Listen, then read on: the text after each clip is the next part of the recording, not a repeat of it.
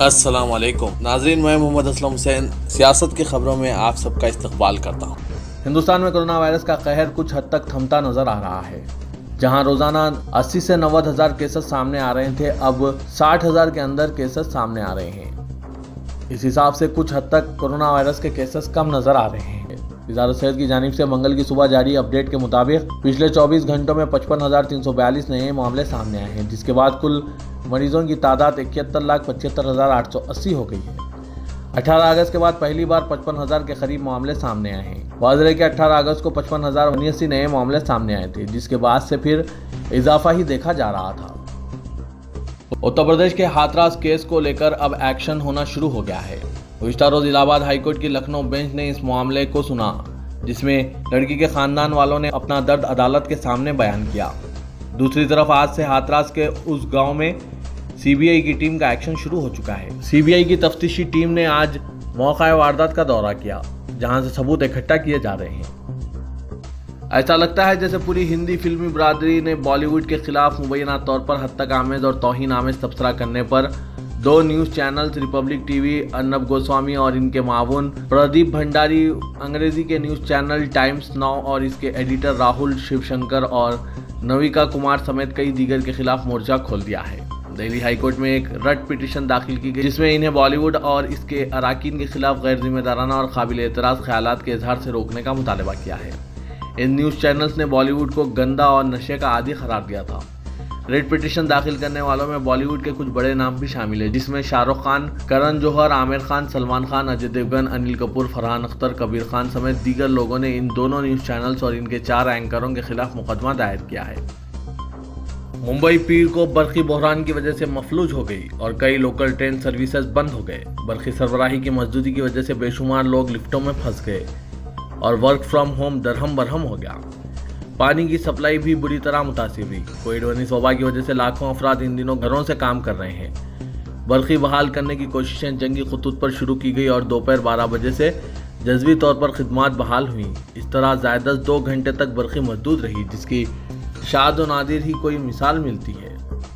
Train खिदमात 2.5 घंटों तक बंद रही। वेस्टर्न रेलवे और सेंट्रल रेलवे ने इस पावर कट के लिए टाटा पावर कंपनी को जिम्मेदार ठहराया है। मेडिकल एंट्रेंस इम्तिहान नीट का नतीजा 16 अक्टूबर को जारी किया जाएगा। मरकजी वजीर तालीम रमेश पोखरियाल ने यह बात बताई। कोविड-19 इन्फेक्शन वाले उम्मीदवार या कंटेनमेंट जोन में रहने की वजह से इम्तिहान में शिरकत न कर पाने वाले तलबा को 14 अक्टूबर को इम्तिहान तहरीर करने का एक मौका मिलेगा। रमेश पोखरियाल ने ट्विटर पर लिखा कि नीट के नतीजों का 16 अक्टूबर को ऐलान किया जाएगा। वजीर फाइनेंस निर्मला सीतारमण ने मुआशी बहाली के लिए 73,000 करोड़ रुपए के एक पैकेज का ऐलान किया, जिसमें मरकजी हुकूमत के मुलाजमीन के लिए एडवांस भी शामिल है। मरकजी हुकूमत और सरकारी इदारों के मुलाजमीन को LTC अलाउंस के तौर पर 11,575 करोड़ रुपए अदा किए जाएंगे। यह रकम इस शर्त पर दी जाएगी कि वो इसे 31 मार्च से कबल गैर लाजमी अशिया पर खर्च करेंगे। रियासतें अलहदा तौर पर 12,000 करोड़ रुपए की हकदार हो सकती है।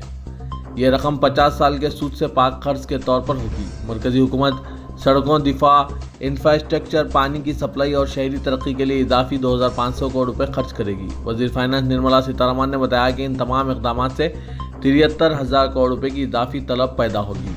हुकूमत ने मई में 20 लाख करोड़ रुपए के आत्मनिर्भर राहत पैकेज का ऐलान किया था, जिसका मकसद मईशत बहाल करना है। हुकूमत ने अपने तमाम ऑफिसर्स और मुलाजमीन के लिए त्यौहार के मौके पर 10,000 रुपए सूद से पाक एडवांस देने का ऐलान किया है, ताकि तलब में इजाफे के लिए सारिफीन के खर्च की ताकत में इजाफा किया जाए। उत्तर प्रदेश के जिला अयोध्या में तपस्वी छावनी के परमहंस आचार्य ने मरकजी हुकूमत से मुल्क को हिंदू राष्ट्र करार दिए जाने के मुतालबे के साथ पीर की सुबह से गैर मुअय्यना भूख हड़ताल का ऐलान किया है। परमहंस आचार्य पीर की सुबह 5 बजे भूख हड़ताल पर बैठे हैं और उन्होंने ऐलान किया कि इनका एहतजाज इस ज़िमन में हुकूमत के जरिए इन्हें पुख्ता तयक़ुन की फराहमी तक जारी रहेगा। उन्होंने कहा कि जब मुल्क में हिंदू अक्सरियत में है, लिहाजा इसे हिंदू राष्ट्र करार दिया जाना चाहिए। उन्होंने कहा कि 6 महीने कबल हमने सदर जमहूरिया, वज़ीर आज़म, वज़ीर दाखिला और वज़राए आला को ख़त लिखकर इन्हें इस बात से आगाह किया था कि अगर 12 अक्टूबर को मुल्क को हिंदू राष्ट्र करार नहीं दिया गया तो वह गैर मुअय्यना भूख हड़ताल पर बैठने को मजबूर होंगे।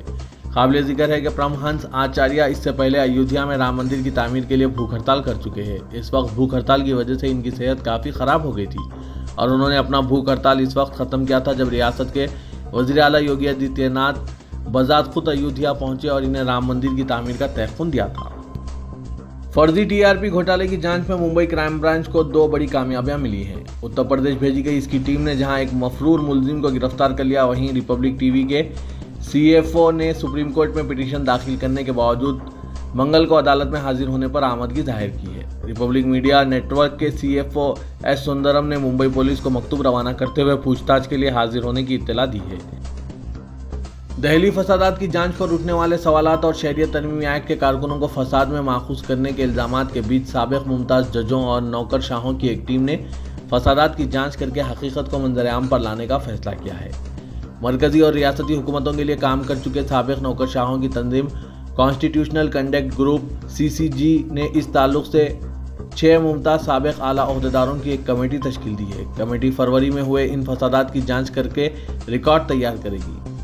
Citizens committee on Delhi rights of February 2020 पस मंजर वाक़यात और माबाद के उन्वान से बनाई गई ये कमेटी सुप्रीम कोर्ट के साबिक जज जस्टिस मदन लोकर मद्रास और दिल्ली हाई कोर्ट के साबिक chief justice Naz, law commission के साबिक chairman justice AP Shah, Delhi high court के साबिक जज RS सोधी, पटना हाई कोर्ट के साबिक जज जस्टिस अंजना प्रकाश, साबिक मरकजी दाखिला सेक्रेटरी GK पिल्लई और bureau of police research and development के साबिक डायरेक्टर मेरान चड्डा पर मुश्तमिल है।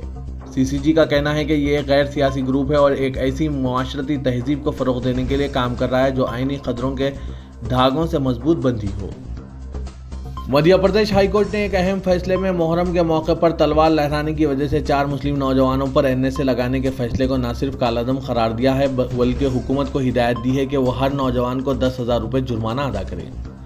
अदालत ने अपने सुनाए गए फैसले में हुकूमत की इस बात के लिए सरजनिश की कि इसने इन नौजवानों को तहवील में रखने के जवाज़ के तौर पर गलत बयानी का मुजाहरा किया है। कोर्ट ने हुकूमत को हिदायत दी कि हर केस में कानूनी खर्च के तौर पर 10,000 रुपये अदा कीजिए।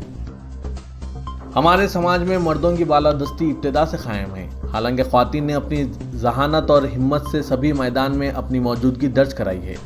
इसके बावजूद ख्वातीन को कमतर करके देखने की बातें तरक्की याफ्ता समाज में भी देखने को मिल रही है। भोपाल मसरूद में वक्फ कब्रस्तान पर जब ज़मीनी माफियाओं की दखलंदाजी ज़्यादा बढ़ी और मर्दों वाली कब्रस्तान कमेटी इन्हें रोकने में नाकाम रही है, तो MP वक्फ बोर्ड ने एक अहम कदम उठाते हुए कब्रस्तान के तहफ़्फ़ुज़ के लिए एक ऐसी कमेटी तश्कील दी जिसमें ख्वातीन को सभी जिम्मेदारियाँ दे दी गई हैं। ख्वातीन के इस कमेटी ने बरसों से ज़मीनी माफियाओं के चुंगल में पड़ी कब्रस्तान की ज़मीन को न सिर्फ आज़ाद कराया बल्कि इसके सभी दस्तावेज़ात वक्फ बोर्ड, तहसील और रेवेन्यू रिकॉर्ड से भी निकाल कर पेश कर दिए। यूँ तो मध्य प्रदेश वक्फ बोर्ड के ज़ेर इंतज़ाम 14,914 वक्फ इमलाक दर्ज हैं, मगर इनमें मसरूद वक्फ कब्रस्तान कमेटी ही ऐसी है जिसका सारा इंतज़ामिया ख्वातीन के सुपुर्द है।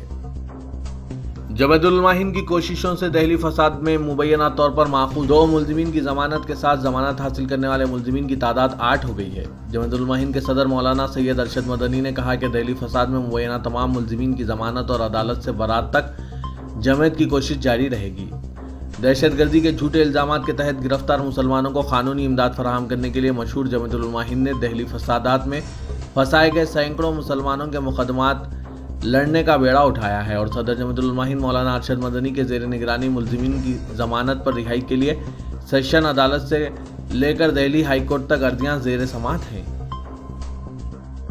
बिहार में असेंबली इंतखाबात के लिए मुहिम बतदरीज शिद्दत इख्तियार करती जा रही है और इंतखाबी सरगर्मियां उरूज पर पहुंच रही है। तमाम सियासी जमातों की जानिब से अपनी अपनी पार्टी की मुहिम को आगे बढ़ाने के लिए भी हिकमत अमली तैयार की जा रही है।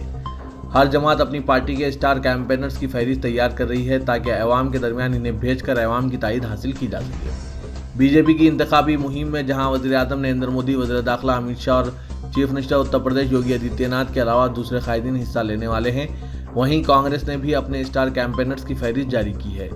कांग्रेस के कैंपेनर्स की फहरिस्त में जहां पार्टी सदर सोनिया गांधी, साबिक सदर राहुल गांधी और party general secretary Priyanka Gandhi के अलावा कई दूसरे कायदीन बशमूल गुलाम नबी आज़ाद और chief minister Punjab captain Amarinder Singh शामिल हैं। वहीं नौजवान और मकबूल शायर इमरान प्रतापगढ़ी को भी शामिल किया गया है। कहा जा रहा है कि कांग्रेस पार्टी बिहार में मजलिस के असदुद्दीन अवैसी की जज्बाती तकारीर का असर ज़ायल करने और इसका जवाब जज्बाती शायरी से देने के लिए इमरान प्रतापगढ़ी को मैदान में उतार रही है। पार्टी चाहती है कि इमरान प्रतापगढ़ी की मुहिम के जरिए वोटर्स को बहकने से रोका जाए और इन्हें आरजेडी कांग्रेस इतिहाद से करीब किया जा सके। जम्मू कश्मीर के श्रीनगर के इलाके ओल्ड बारजोला में हुए एक इनकाउंटर में लश्कर तैयबा के 2 अस्करियत पसंद बशमुल एक पाकिस्तानी कमांडर हलाक हो गया। जो सिक्योरिटी फोर्सेस पर कई हालिया हमलों में मुलविस थे। सिक्योरिटी फोर्सेस ने पीर की सुबह अस्करियत पसंदों की मौजूदगी के बारे में इत्तला पर एक कॉर्डन एंड सर्च ऑपरेशन शुरू किया था। एक पुलिस अहदेदार ने बताया कि सुबह तकरीबन 7:45 बजे जब तलाशी ऑपरेशन जारी था, अस्करियत पसंदों ने सिक्योरिटी फोर्सेस पर फायरिंग की। हिफाजती दस्तों ने जवाबी कार्रवाई की, जिसकी वजह से इनकाउंटर शुरू हुआ। झड़प में 2 अस्करियत पसंद हलाक हुए। Director general of police Dilbagh Singh ने बताया कि एक महलूक अस्करियत पसंद लश्कर तैयबा का एक सरकर्दा कमांडर और पाकिस्तानी शहरी सैफुल्लाह था, जो श्रीनगर और आसपास के इलाके में सिक्योरिटी फोर्सेस पर कई हालिया हमलों में मुलविस था।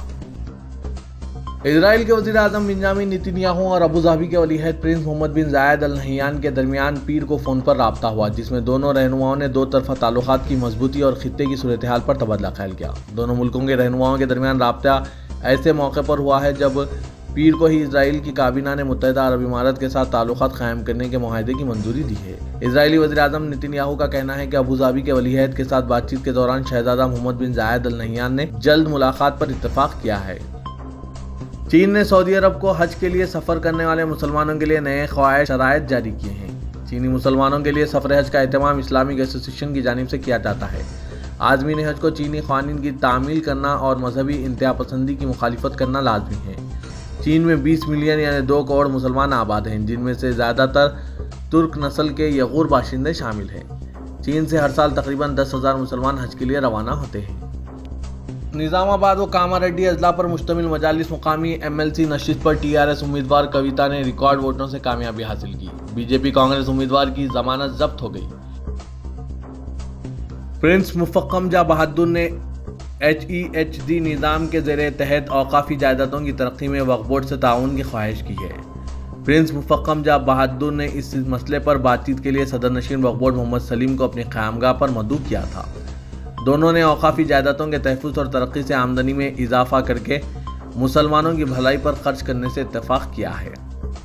प्रिंस मुफक्कम जा ने निम्स, प्रिंसेस दुर्शवार हॉस्पिटल, उस्मानिया हॉस्पिटल और दीगर इदारों के क़याम के सिलसिले में आसिफ साबे की दिलचस्पी का हवाला दिया और कहा कि गरीबों के बेहतर इलाज के लिए ये दवाखाना कायम किए गए थे। उन्होंने कहा कि HEHD निज़ाम के तहत जो औकाफ़ी जायदादें हैं, इन्हें तरक्की दी जानी चाहिए। उन्होंने कई आशुर खानों की तरक्की के लिए वक्फ बोर्ड को दिलचस्पी लेने की ख्वाहिश की। सदर नशीन वक्फ बोर्ड निज़ाम हैदराबाद की फलाही और तालीमी खिदमत की सताइश की और कहा कि तेलंगाना हुकूमत की जानिब से आज भी निज़ाम की यादगारों का तहफ़्फ़ुज़ किया जा रहा है। खलीज बंगाल में हवा के दबाव में कमी के असरात आंध्र प्रदेश और शुमाली तेलंगाना के अजला में देखे जा रहे हैं और रियासत के कई मुकामात पर मौसलाधार बारिश हो रही है और 2 दिन तक बारिश की पेशकशी की गई है। महकमा मौसमियात के इलामिया में कहा गया है कि खलीज बंगाल में हवा के दबाव में कमी के सबब आंध्र प्रदेश के अजला में तूफ़ानी हवाएं चलने का खदशा है। आंध्र प्रदेश के अलावा कर्नाटक, तेलंगाना और उड़ीसा में भी मौसलाधार बारिश का इम्कान है। रियासती वजीर बल्दी नज़्म व इंफॉर्मेशन टेक्नोलॉजी KTR ने आइंदा 3 दिन तक शहर में बारिश की पेशकशी के बाद GHMC अहदेदारों को हिदायत दी कि वो क़दीम और मखदूश इमारतों की निशानदही करें और इन इमारतों को नोटिस जारी करके मुक़ीम अवाम को खाली कराएं। गुज़िश्ता रोज़ पुराने शहर के हुसैनी आलम इलाके में क़दीम इमारत मुनहदिम हो जाने और 2 अफराद की हलाकत का वजीर बल्दी नज़्म KTR ने सख्त नोट लिया है और GHMC अहदेदारों से राब्ता पैदा करते हुए ग्रेटर हैदराबाद के हुदूद में शामिल मखदूश इमारतों की फहरिस्त तलब की है और मखदूश इमारतों की निशानदही के बावजूद अवाम को इन मकानात से खाली कराने में हो रही ताख़ीर पर अपनी नाराज़गी का इजहार किया है।